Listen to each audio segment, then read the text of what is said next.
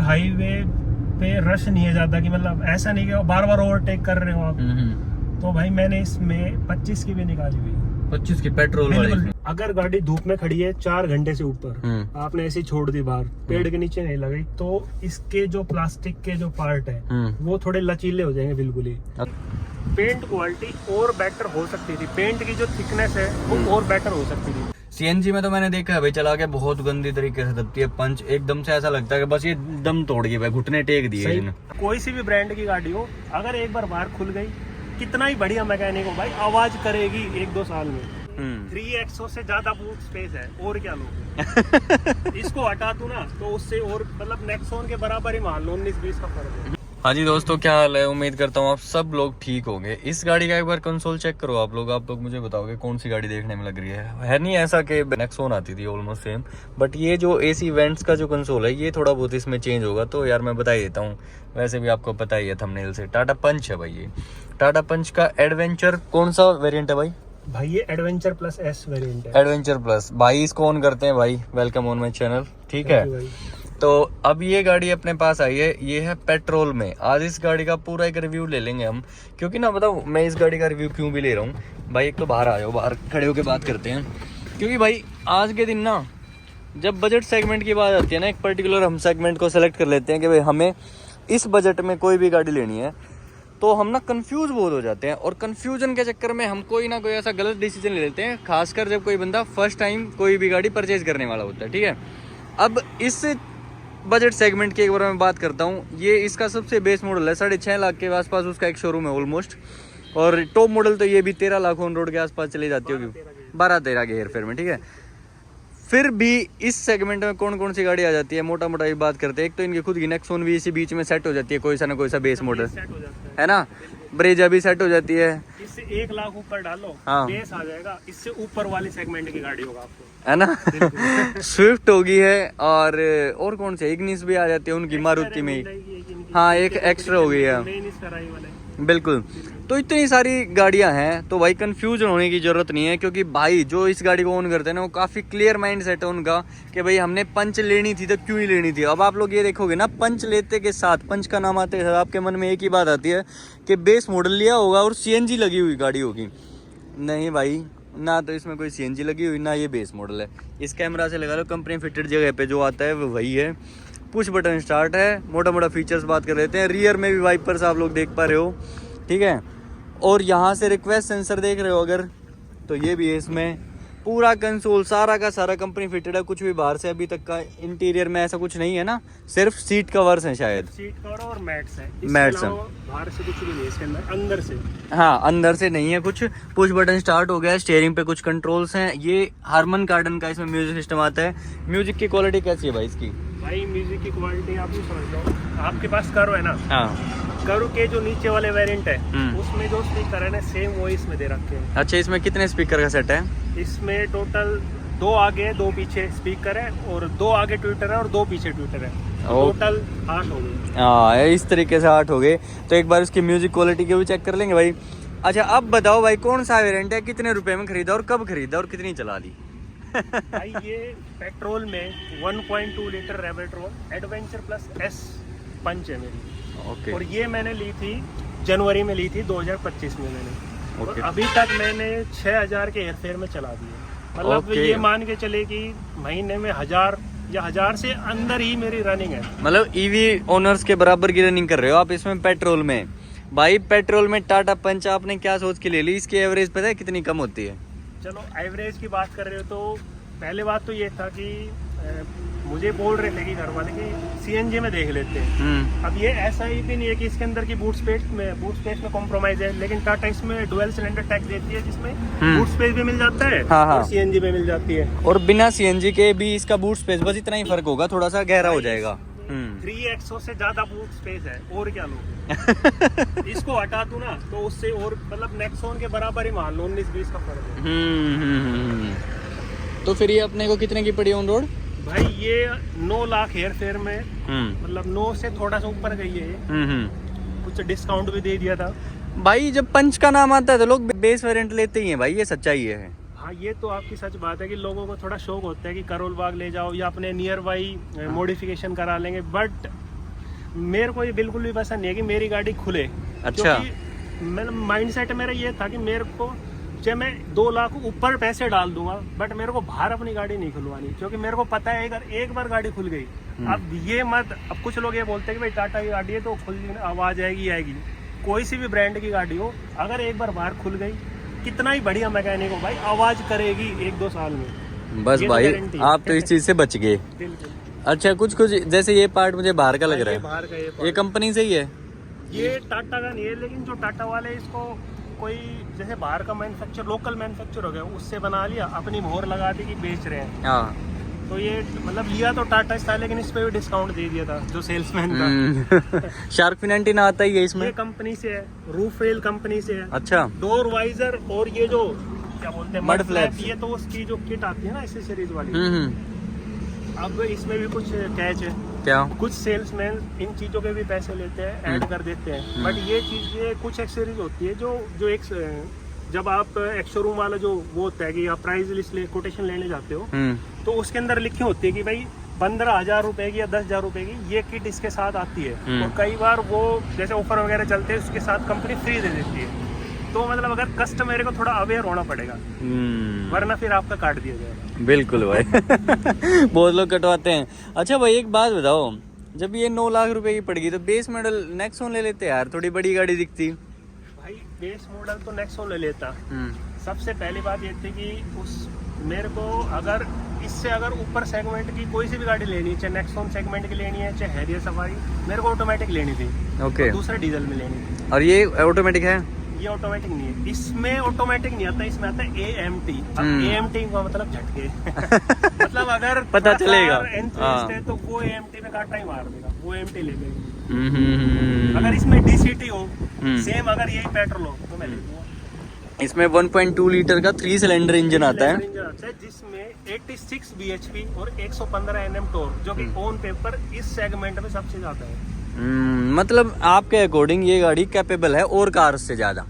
बिल्कुल भाई, है ना? मैं तो ये कहता हूँ कि ये जो पंच वाला सेगमेंट है, इससे एक सेगमेंट नीचे चले जाओ, 1 लाख एक्स शोरूम, और इससे 1 लाख एक्स शोरूम ऊपर चले जाओ।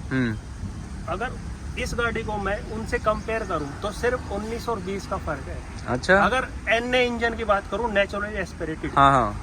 अब लोगों का ये भी मिथ है, अब लोग कहेंगे कि 3 सिलेंडर या 4 सिलेंडर। भाई 3 सिलेंडर और 4 सिलेंडर में सिर्फ और सिर्फ NVH लेवल और वाइब्रेशन और जो लोअर आपके RPM होते हैं उसमें टॉर्क डिलीवरी, सिर्फ इसका फर्क होता है। वो कंपनी के ऊपर होता है कि वो कैसे ट्यून करके दे रही है आपको। वो आपको कैसे पता चलेगा? जब टेस्ट ड्राइव लोगे।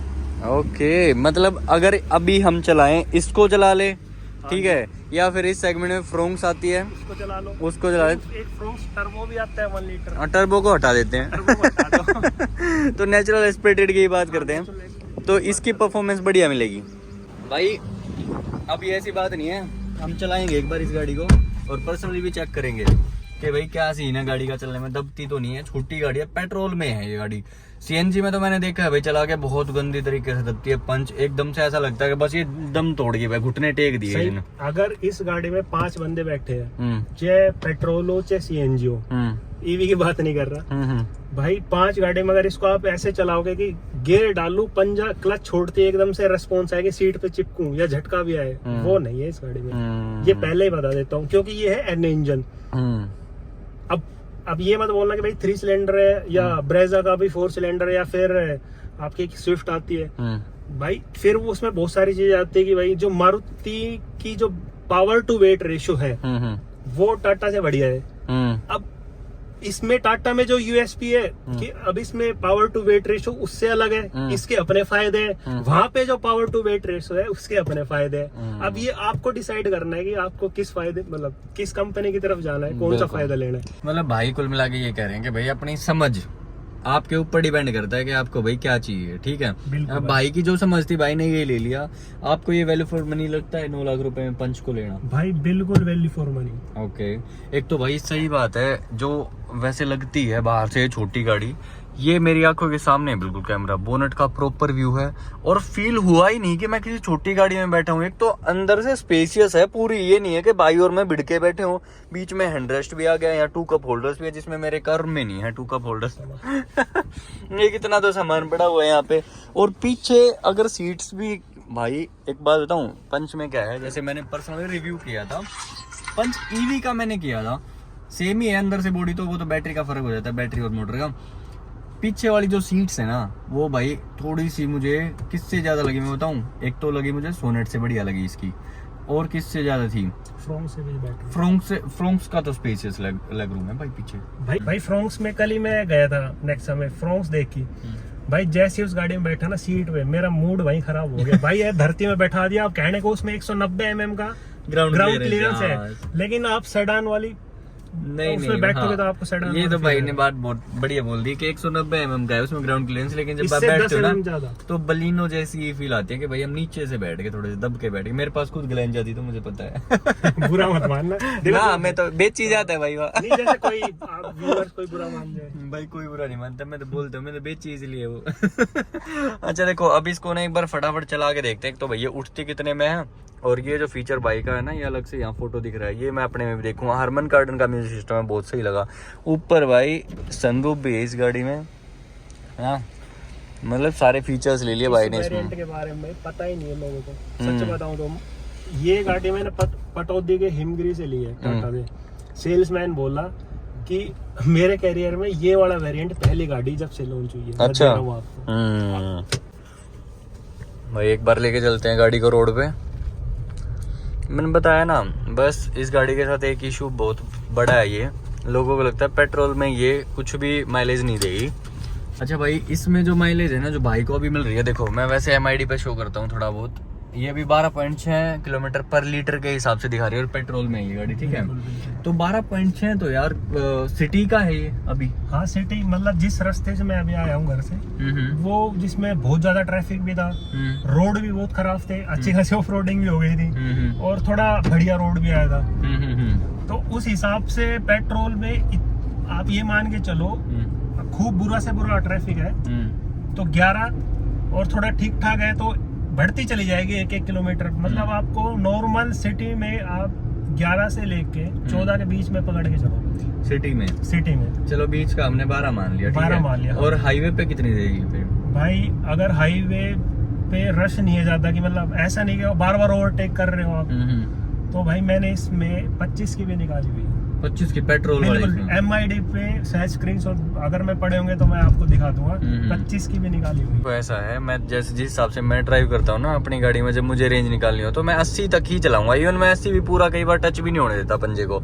अगर उसमें अगर ये गाड़ी 20 प्लस भी दे देगी ना, 25 तो भाई ने बोल दिया, 20 प्लस भी अगर दे देगी तो भाई मैं उन लोगों को बोलूंगा जो CNG में इसको ऑप्ट करते हैं, भाई क्यों 1 से 1.5 लाख रुपए ज्यादा देने हैं, अपना पेट्रोल में ले लो कम से कम। भाई गाड़ी का इंजन तो बचा रहेगा, चलाने में मजा तो आएगा। अभी जैसे मैं चला रहा हूँ ना, इसमें 86 bhp बेशक है मेरे पास, जैसे ग्लेंजा थी मैंने खूब चलाया उसको 50,000 किलोमीटर तक, मुझे वैसी कोई फील नहीं आई कि जैसे ये पावर में कोई लैग कर रही हो कहीं पे। गेयर्स में ऐसी कोई फील नहीं आई जैसे मैंने इसको दबाया है और एकदम से अटक अटक के चल रही है, नहीं भाई ऐसा कोई फील नहीं आया अभी तक। तो मुझे लग रहा है इसमें स्मूथ। और एक भाई जो जर्क वाली बात होती है ना, जो वाइब्रेशन वाली यहाँ पे आ जाता है भाई, ये कहीं इंजन में दिखती है, ऐसे कोई कुछ है ही नहीं ऐसा भाई। हाँ स्मूथनेस तो है भाई, जो दिखती है जो चीज वो है। अब ये जो छोटा पैकेट बड़ा धमाका भाई ने जो निकाला है ना इस गाड़ी को लेके, ये भाई पर्सनली मुझे तो बढ़िया लग रहा है। भाई टाटा की गाड़ियाँ ठीक है, मेरे पास भी है, मुझे पता है उसका। एक चीज का एक्सपीरियंस अगर आपने लिया हो तो मुझे बताओ, इसकी पेंट क्वालिटी कैसी है? भाई आप जाओ, इस पे मैं बॉडी कवर चढ़ाता हूँ, जबकि वो ऐसा नहीं है कि वो एक जो तिरपाल वाले में आता है ना, वो वैसा नहीं है। वो थोड़ा वेलवेट एक कपड़ा दूसरा आता है पैराशूट वाला, उसमें जो इनर लेयर है वो सॉफ्ट कपड़े में, थोड़ा वेलवेट टच, बाहर उसकी पैराशूट वाला है। लेकिन फिर भी आप इस पे स्क्रैचेस देख लो, उसके निशान देख लो, ये रबिंग से भी नहीं जा रहे। अच्छा हाँ। तो दूसरा दरवाजा जब खोलते हैं तो मान लो गलती से टच हो गया, हाँ। हल्का सा ये मेरा पीछे वाले डोर पे पेंट निकला हुआ है, ये देखो। तो मेरे को ये लगता है कि पेंट क्वालिटी और बेटर हो सकती थी, पेंट की जो थिकनेस है वो और बेटर हो सकती थी। अच्छा भाई, आपने गाड़ी को लगभग 6-6.5 हजार किलोमीटर चला दिया। हाँ। कोई और ऐसा नेगेटिव पॉइंट जो कि मेजर आया और आपको ये लगे कि लोगों को पता होना चाहिए, ऐसा कुछ है इसमें? भाई वो पावर से रिलेटेड है। पावर के मैं समझाता हूँ। आप कोई से भी गियर में हो, अगर 2000 आरपीएम से नीचे आपने गियर शिफ्ट कर दिया और एक्सेलेरेटर दबाया आपने, पावर डिमांड की मेरे को भाई ओवरटेक करनी है, चलो हाईवे का पहले केस डिस्कस कर लेता हूँ। भाई हाईवे पे चल रहे हैं, अगर 5वें गियर में अगर आपकी स्पीड कम है, कहने का मतलब ये है कि 2000 आरपीएम के आसपास या उससे कम हो गए, अगर आपको एक और ओवरटेक करनी है तो भाई इस गाड़ी से नहीं कर पाओगे, आपको 2 गियर डाउन करने पड़ेंगे। पावर लैग है, आरपीएम ऊपर लेके जाने पड़ेंगे। इसकी जो टॉर्क डिलीवरी जो कंपनी ने ट्यून कर रखी है वो टॉप एंड में कुछ अजीब सी है। मतलब मेरे से जो कार एंथुसियास्ट वाले बंदे हैं उनको ये गाड़ी समझ में नहीं आएगी। बाहर आपको आ रही होगी रोड की ज्यादा ट्रैफिक की, तो उसके लिए सॉरी। हाँ जी, अंदर की बात कर रहे थे हम। भाई ये आप देख रहे हो डैशबोर्ड की प्लास्टिक जो क्वालिटी है, अगर गाड़ी धूप में खड़ी है 4 घंटे से ऊपर, आपने ऐसे ही छोड़ दी बाहर, पेड़ के नीचे नहीं लगाई, तो इसके जो प्लास्टिक के जो पार्ट है वो थोड़े लचीले हो जाएंगे बिल्कुल ही। ये तो बिल्कुल खोखला सा लग रहा है मुझे ऐसे मारने में, है ना? हाँ बिल्कुल बिल्कुल। जिस हिसाब की प्राइस सेगमेंट की गाड़ी है, छोटी गाड़ी है भाई, इसमें मजे उस तरीके से बड़ी गाड़ी वाले भी ले रहे हैं, क्योंकि एक तो माइक्रो एसयूवी ही बोल दिया जब इसी गाड़ी को, खुद टाटा ऐसे बोल के बेचता है इसमें। तो भाई इस प्राइस सेगमेंट में आप लोग बताना कि भाई आपको ये गाड़ी कैसी लगी है। सीएनजी में मोस्टली लोग इसको ऑप्ट करते हैं, लेकिन भाई ने माइलेज का इशू अपना रखा ही नहीं कभी दिमाग में, बस इनको था पावर प्लस परफॉर्मेंस चाहिए थी इनको। चलो भाइयों ठीक है, अब जो अपने पास है वही बेटर है, ठीक है। चलो गाइस थैंक यू भाई, आपने इतना बढ़िया ऑनेस्ट रिव्यू दिया। आप लोगों को कैसी लगी भाई की ये वाली वीडियो, और कौन सी बात सबसे बढ़िया लगी वो कमेंट्स में जरूर पिन डाउन करना। And thank you so much for watching my video till the end. Channel पर नए हो तो लाइक एंड सब्सक्राइब कर देना। With this beautiful view, bye bye.